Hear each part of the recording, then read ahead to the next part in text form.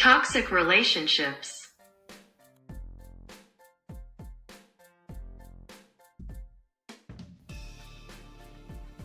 Sometimes you have to forget what you feel and remember what you deserve. Frida Kahlo.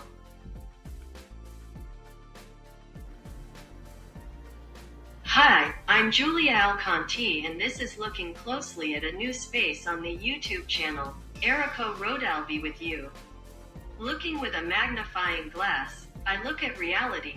Looking with a magnifying glass, I show you the truth. In today's video we will talk about toxic relationships. Let's begin. How can we know when a relationship is toxic? How to get out of it? There are sentimental couples in which dangerous dynamics occur that can lead to psychological abuse, often subtle. The love that we feel towards another person can sometimes reach our core judgment. That can lead us to forgive anything, without analyzing the consequences that this can bring us in the individual personal order and of course for the relationship with our partner.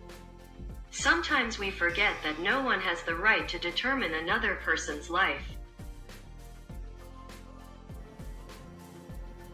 In a relationship, when you stop being you and behave as your sentimental partner wants or likes you to behave, without realizing it, you are turning your sentimental relationship into a toxic relationship.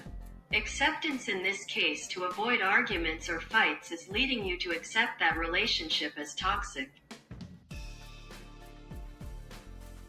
Another example of this is when you stop focusing on your personal development so that your partner does not experience feelings of inferiority or simply feel diminished.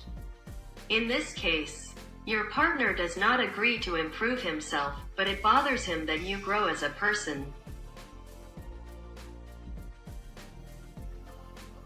You are acting unconsciously and contributing to making your relationship a toxic relationship.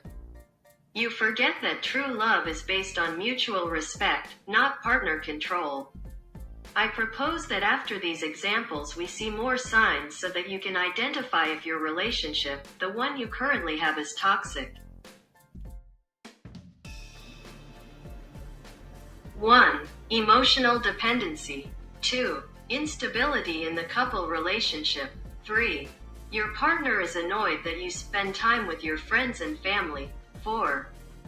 Investigate your social networks and your cell phone.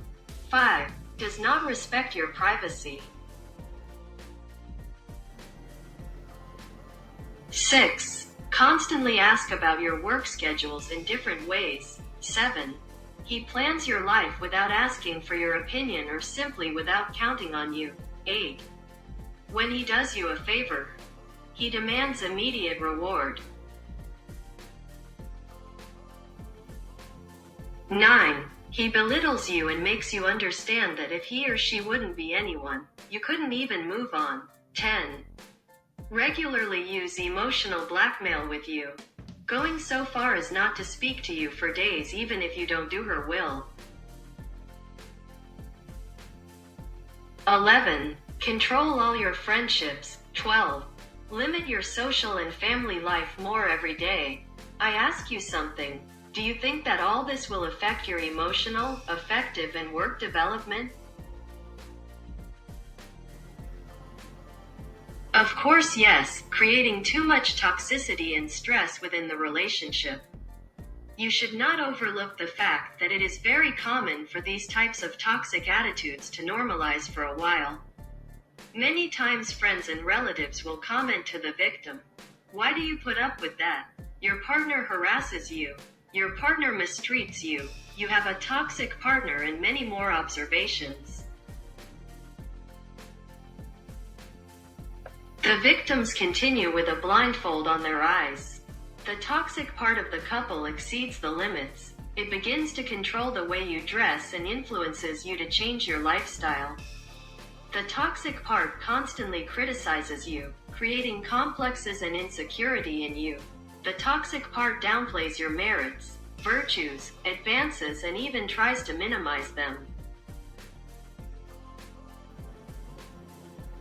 In moments of disagreement, the victim has to give in, because otherwise, the word is withdrawn.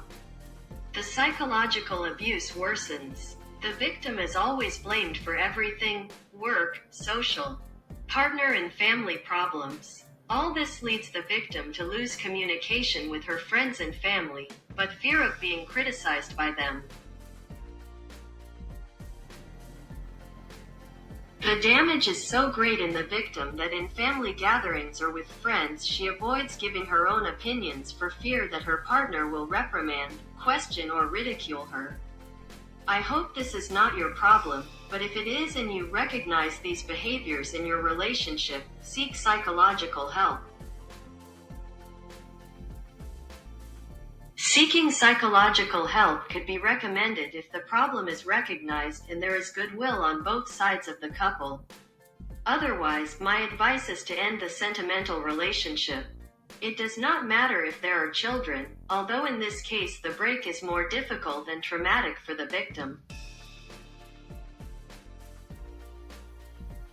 If you are one of those couples who break up over and over again, to come back later, I tell you something. These back and forth ties will bring you bitter and prolonged suffering, without allowing you to admit your true reality that the relationship you are in is a complete failure. The International University of Mexico conducted an interesting study in 2005 entitled, "Neither with You, Nor Without You: The Unbreakable Couple," where they defined the existence of a very strong and common affective bond in unbreakable toxic couple relationships, where the personality of those who are unable to stay together do not have enough strength to definitively break the toxic relationship they have in their sentimental life. The toxic relationship will always be feeding back hate, love, frustration, attachment, habit, and rejection. All feelings opposed to each other, which therefore determine an unbearable coexistence for the couple. Life is beautiful and love is the most beautiful and powerful feeling that exists. Do not forget, making changes in our lives are sometimes necessary, although changes often scare us, but do you know what scares the most? That over the years you have not done anything to change your love life, and regret not having done so. It is true that disappointments affect us deeply and cause us pain. But you will always have the opportunity to start over. Do not forget. I'm Julia Alconti and this is Looking Through a Magnifying Glass. I hope this video has been of interest to you. Life is too short to waste it next to someone who doesn't really value and love you. I await your comments, and if you are not subscribed to this channel, what are you waiting for? Do it now. See you.